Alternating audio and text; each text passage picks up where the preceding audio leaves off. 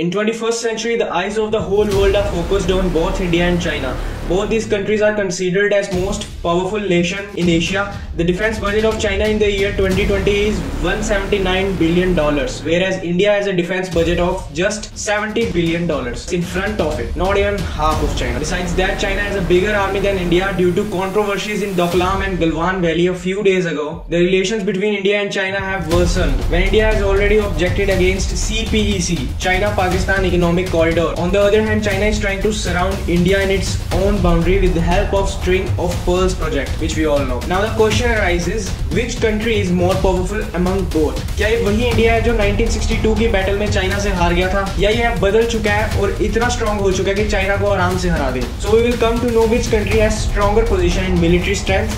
We will talk about Army, Navy and Air Force of India and China, which means we are going to compare defense strength of both nations. Stay with us till the end of the video. अगर आपने अभी तक channel को subscribe नहीं किया, then please subscribe to the channel and hit the bell icon to get the instant notifications of our new videos. Let's start.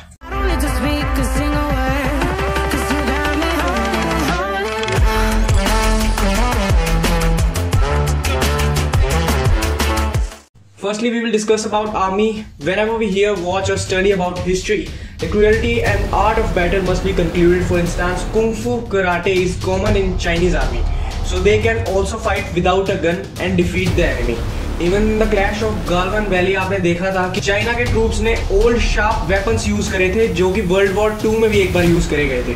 Besides that, instead of waiting for eggs, meat and other nutritional food, they can satisfy their appetite by eating birds, snakes or other animals. Even it isn't surprising if they eat up dead soldiers. But the most special thing about Chinese soldiers is that they can live easily in freezing climate conditions. And the Mongol soldiers in the Chinese army are the cruelest in the world. When Nadir Shah and Genghis Khan attacked India, the major strength of their army were Mongol soldiers. On the other hand, Indian soldiers are counted among the best armies in the world in terms of battles on the ground.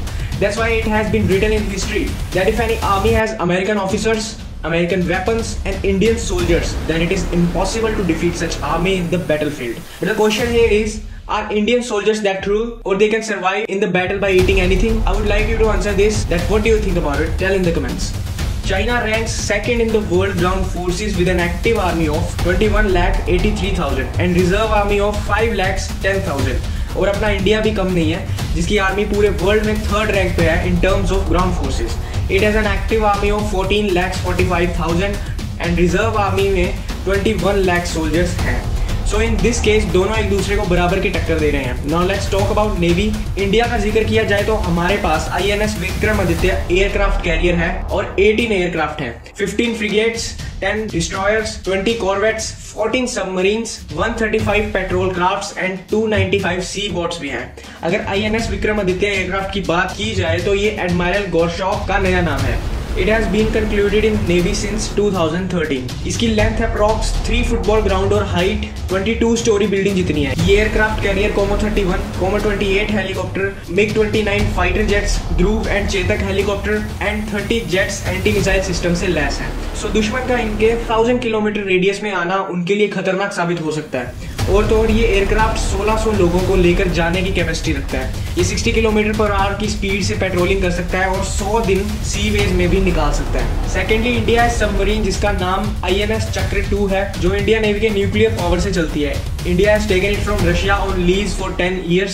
ये submarine India navy में nuclear attacks करने वाली एक लौती submarine है. ये 600 metres की गहराई में भी रह सकती है और 3 महीने लगातार ओशन में गुजार सकती है. ये 43 किलोमीटर पर आवर की स्पीड से समुद्र में चल सकती है. उधर चाइना के पास भी एक शैंगडोंग नाम का एयरक्राफ्ट कैरियर है जिस पर 48 aircrafts, 15 frigates, 35 destroyers, 35 corvettes, 68 submarines, that is 5 times more than India, 220 patrol crafts, 714 sea boats भी हैं. मतलब कि इस मामले में चाइना ने बाजी मार ली. सो अब चलते हैं एयरफोर्स की तरफ. इस केस में इंडिया स्ट्रॉन्ग है बिकॉज इंडिया के पास जो एयरक्राफ्ट है वो फ्यूल रिफिलिंग का काम हवा में ही कर सकते हैं, पर चाइना के पास ऐसा कोई भी एयरक्राफ्ट मौजूद नहीं है.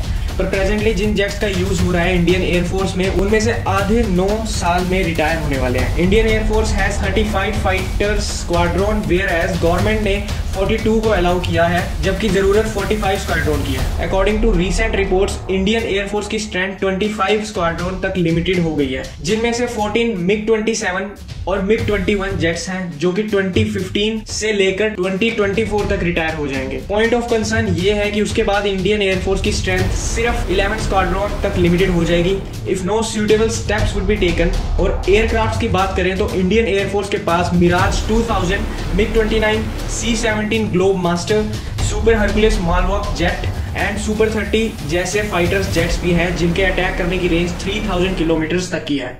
And they can also stay in the air for almost 4 hours. इसके अलावा फ्रांस का रफेल भी इस लिस्ट में शामिल हो चुका है। अगर आप रफेल जेट्स के बारे में जानना चाहते हैं तो उस पर भी हमने एक वीडियो बनाई है, link is in description. Along with that, America ने ऑलरेडी 4 चिनूक हेलीकॉप्टर्स इंडिया को प्रोवाइड करवा दिए हैं। ये हेलीकॉप्टर हाई लोकेशन और डेंस फॉरेस्ट जैसे एरियाज में भी सक्सेसफुली उड़ सकता है, जिससे आर्मी को बहुत हेल्प मिलेगा, इवन हिमालयन माउंटेन रेंज पर जल्दी पहुंचने में भी। और इंडिया के पास ब्रह्मोस मिसाइल भी है, जो 952 मीटर पर सेकंड की रफ्तार से उड़ सकती है, which is almost 1 kilometre in a second, which can even fail the enemy radars. So overall हम ये कह सकते हैं कि किसी चीज में इंडिया स्ट्रॉन्ग है तो किसी में चाइना, बट दोनों ही पूरी दुनिया के शाइनिंग स्टार्स हैं। The whole world's economy is dependent on the economy of these two nations. इसलिए बाकी डेवलप कंट्रीज भी इन दोनों में वॉर लाइक सिचुएशन के ना बनने में पूरी हेल्प करेगी। Alright guys, thanks for watching the video. If you really enjoyed it, then please press the like button and share it with your friends. And don't forget to subscribe to our channel, The Rosh. See you guys in the next one.